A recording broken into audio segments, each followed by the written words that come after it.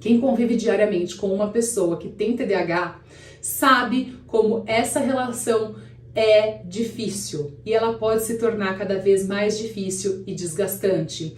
Então, existem estudos que têm focado nessas dificuldades que surgem em casamentos onde um ou ambos dos pares, né, os cônjuges, têm TDAH. Essas relações usualmente vivem sucessivas crises que em muitos casos pode sim levar ao divórcio. Então, alguns autores defendem a existência de um perfil consistente e previsível de casamentos prejudicados pelo TDAH, que ao identificar esses aspectos é possível sim traçar uma estratégia e tratamento que permita que o casal se relacione da melhor maneira possível com essas dificuldades impostas pela convivência com um dos pares sendo TDAH.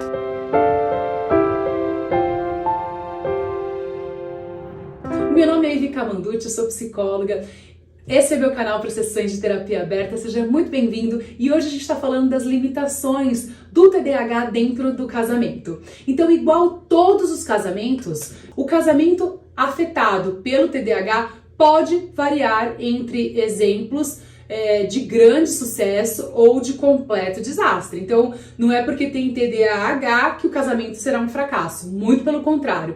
Existe estratégia, existem formas de você aprender a lidar com isso, tal qual um filho que nasce e que apresenta traços aí, que apresenta o transtorno de TDAH e os pais aprendem a lidar, os pais estudam para que criem ferramentas para lidar com aquela criança. É fundamental que o pai aprenda, que o pai treine a si mesmo para poder lidar com aquela criança, compõe um protocolo de tratamento da criança.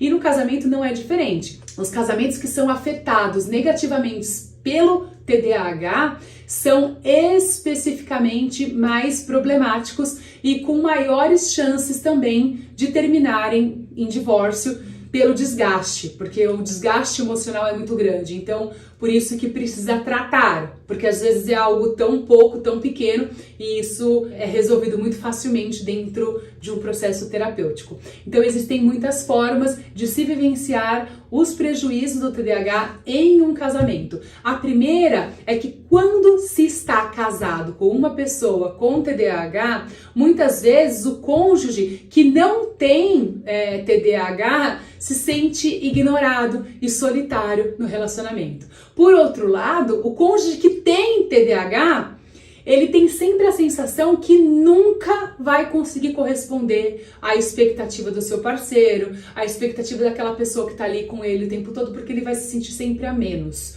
O cônjuge que vive com uma pessoa com TDAH frequentemente experimenta o sentimento de estar lidando com mais uma criança ali dentro de casa. Fica muito difícil para quem não tem lidar a parte, né, o cônjuge que não tem lidar com o que tem, porque ele sente que tem mais uma criança ali, que ele tem que gerenciar tudo, ele tem que cuidar das contas, ele tem que cuidar do mercado, da lista, tem que ver se não tá faltando nada, tem que ver se não tá faltando coisa, se o dinheiro vai dar, se o dinheiro não vai dar. Independente se o parceiro for homem ou mulher, sobra para aquele que não tem, porque como a desatenção, a falta de ritmo daquele que tem o TDAH se manifesta por essa desregularização, o outro sobra para ele a parte do adulto, né? A parte de que precisa fazer a vida ali funcionar. Então, a coisa fica muito disfuncional, por isso que precisa fazer esse arranjo. E entenda, uma vez feito esse arranjo, dá muito certo. Fica muito funcional o casamento. Então, é só uma questão de um arranjo de verdade, de exercer um tratamento, de você fazer um processo para que aquilo seja aprendido, o novo formato de lidar um com o outro. Então, nessa perspectiva daquele que não tem o TDAH, ficar sempre achando que está lidando com mais uma criança dentro de casa, que é porque aquele parceiro tem TDAH e ele apresenta, né, toda essa falta de regularização de rotina, de esquecimento, ele sempre vai ter o parceiro que não tem sempre vai ter essa sensação de que ele lida com mais uma criança em casa. Então, o que vai acontecer? Por que vai ter muito desentendimento? Porque esse parceiro que não tem, ele não compreende isso. Ele acha que a pessoa é vagabunda, que a pessoa é preguiçosa, que a pessoa esqueceu, que a pessoa tá de pirraça, que a pessoa tá tudo menos que ela tem um transtorno. Então, o que vai acontecer? Ele vai viver se queixando, ele vai viver cobrando, que o outro não cumpre as obrigações, que o outro não cumpre o horário, ele vai sempre manifestar as insatisfações, frustrações intermináveis, tudo isso vai eclodindo. Então, a médio prazo, o efeito desse ciclo na relação é extremamente negativo, uma vez que pode suscitar no cônjuge que tem o TDAH a sensação de estar sendo controlado justamente pela pessoa, marido ou esposa, que deveria ocupar o lugar de parceria. Então a pessoa que tem o TDAH, a sensação que ela tem é que a outra pessoa fica cobrando dela tudo, e questionando tudo, e criticando de tudo. O que não tem vai ter a sensação de que nada pro outro tá bom, que é insatisfeito, que é preguiçoso, que não cumpre o prazo, que não tá nem aí pra ele, que não se importa com ele, porque ele não me dá atenção, porque ele não tá nem aí porque eu pedi, porque ele não se importa em fazer o que é importante, ele prefere fazer o que ele quer. Vira uma tenda. Então, por isso eu quis falar muito disso aqui para vocês de uma maneira específica. Então, não importa o quanto o indivíduo com TDAH tente, ele nunca consegue satisfazer minimamente as expectativas do cônjuge. Sempre responde com um desempenho inferior ao esperado, se sente constantemente cobrado, mas nunca satisfaz as demandas do outro. A sensação que ele experimenta é de estar vivendo continuamente num interminável ciclo de cobranças. É massacrante. Se alguma dessas descrições parecem familiares, é porque provavelmente o casamento está sofrendo com um efeito nocivo de sintomas de TDAH. Vidas emocionais estão em risco. Estudos científicos hoje já mostram como as pessoas que têm TDAH são 2 vezes mais suscetíveis a divórcio do que pessoas que não têm TDAH. Esses dados não significam que os que têm TDAH são incapazes de estabelecer bons relacionamentos afetivos. Isso não é verdade. Nesses casamentos, na maioria das vezes, o fracasso se deve ao impacto de ambos os cônjuges serem vítimas de uma combinação de sintomas que vêm do TDAH, não compreendidos pelos dois e, portanto, interpretados como comportamentos voluntários do outro, daquele que tem o TDAH. O que quer dizer isso então, Ive? Quer dizer que o TDAH está acontecendo, as pessoas não sabem? Acham que aquilo todo, aquele comportamento todo é porque a pessoa quer, é voluntário, eu quero mesmo esquecer, tô pouco me lixando pra você, vou nem me importar se você vai chegar em casa, se vai ter comida, se não vai ter comida. Nem reparei, nossa, verdade, você come, nossa, a criança tem que comer, nossa, meu Deus, nem reparei que já era essa hora, criança. A conta, nossa, o boleto não paguei, amor, não reparei que tinha que pagar, nossa, meu Deus, né? E aí vai indo. Só que você imagina que isso não acontece uma vez, é uma rotina, uma sucessão dessas coisas. Então, realmente é um desgaste gigante. O desencadeamento de uma série de respostas negativas previsíveis em ambos os cônjuges cria uma espiral descendente no casamento. O casamento vai em derrocada. As características destrutivas de um relacionamento não são exclusividades dos sintomas de TDAH, claro que não. Mas as consequências de um padrão de relacionamento que inclui os sintomas do TDAH e as respostas equivocadas a estes sintomas geram crises conjugais, muitas vezes insolúveis. Esse padrão é conhecido como ciclo de sintoma-resposta, que é a base da má comunicação que se instala no casamento com indivíduos com TDAH. E é uma judiação, porque não precisa ser assim. Dá super para tratar, dá super para resolver. Basta conhecimento e empenho mútuo para que a coisa aconteça.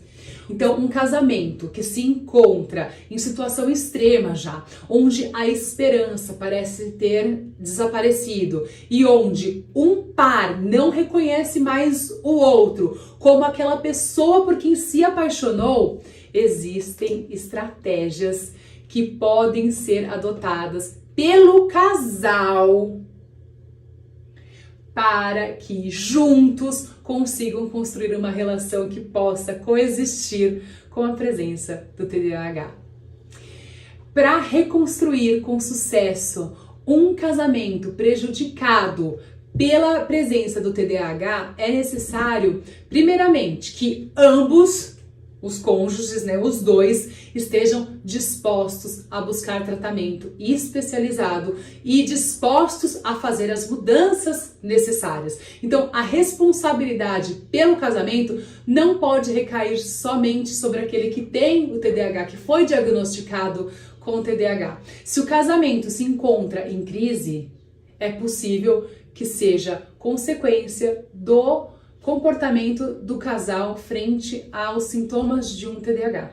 Então, somente mudando a forma como ambos interpretam emocionalmente essa questão é que pode ser feito mudanças na qualidade desse relacionamento.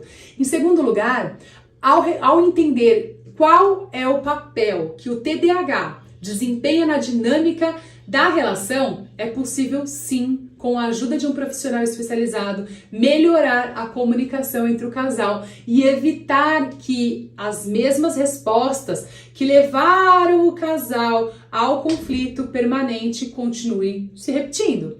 Nesse caso, o conhecimento sobre o TDAH e os seus efeitos no casamento é uma ferramenta fundamental e permite que o casal ressignifique comportamentos que antes eram vistos como sendo de má vontade, de má fé, de birra, de preguiça, possam ser vistos como sintomas do TDAH e vocês juntos vão lidar com isso.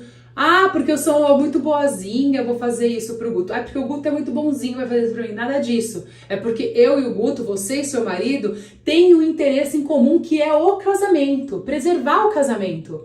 Aquele terceiro que eu sempre falo pra vocês. Então, para que os dois tenham aquele mesmo objetivo e aquele objetivo seja bem sucedido, não importa se é TDAH, se é uma situação financeira, se é outra limitação, os dois têm que juntos olhar para aquele objetivo que tem em comum, que traçou lá atrás e seguir, certo?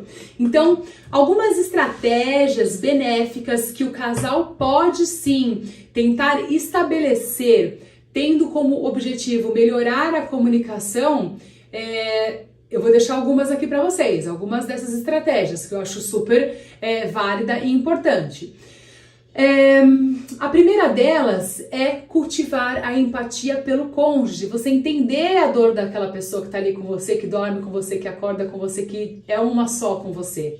Então tentar entender o porquê do outro apresentar comportamentos específicos sem antecipar a intenção do outro. Peraí, ela está apresentando esse comportamento? Já sei, é porque ela tem TDAH. Não é porque ela quer, a intenção dela é me ferrar. A intenção dela é me prejudicar, a intenção dela é que eu fique assim, que eu fique assado, enfim, né? Não tente antecipar a intenção do outro. Olha para si mesmo e para as suas responsabilidades e reflete de que maneira que as suas ações pode reverberar no outro e quais consequências positivas vocês vão ter disso para o objetivo que é em comum, que é o casamento. Evitar que as mesmas emoções acarretem nas mesmas respostas. Então, identifique onde o padrão se repete e trabalhe exaustivamente para ter uma reação diferente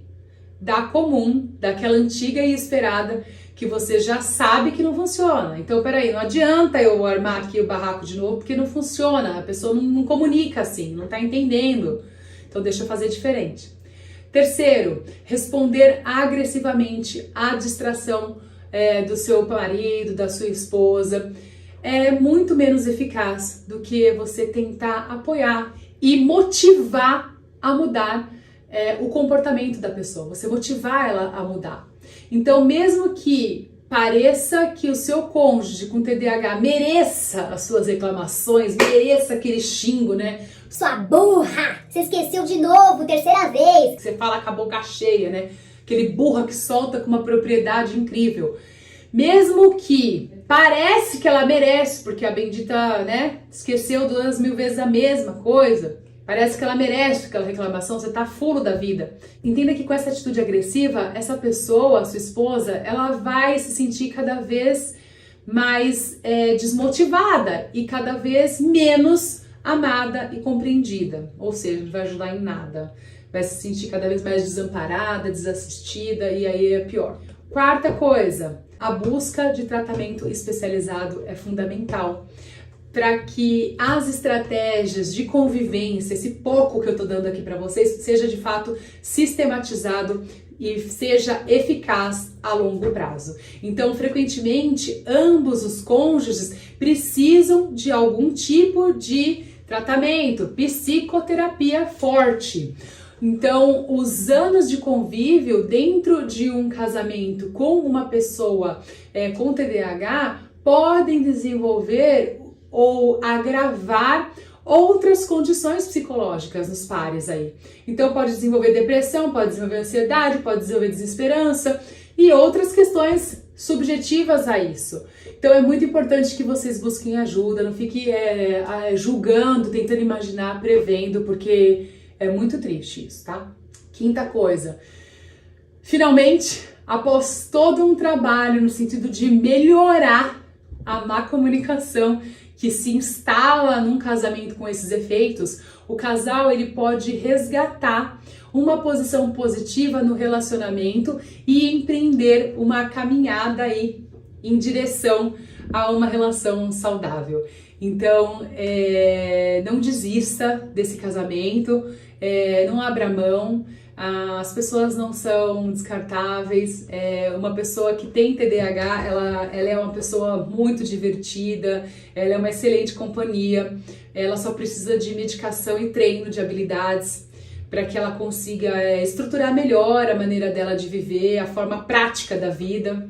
E você vai ter um prazer gigante de conviver com essa pessoa, eu tenho certeza, vai desfrutar de um excelente relacionamento. Só precisa que tenha esse olhar, né, de parceria, de empatia, de entender como funciona aquela pessoa. Para a sessão de terapia aberta de hoje era isso. Eu fico muito contente de ter conseguido passar essa psicoeducação para vocês, porque era algo que eu queria muito.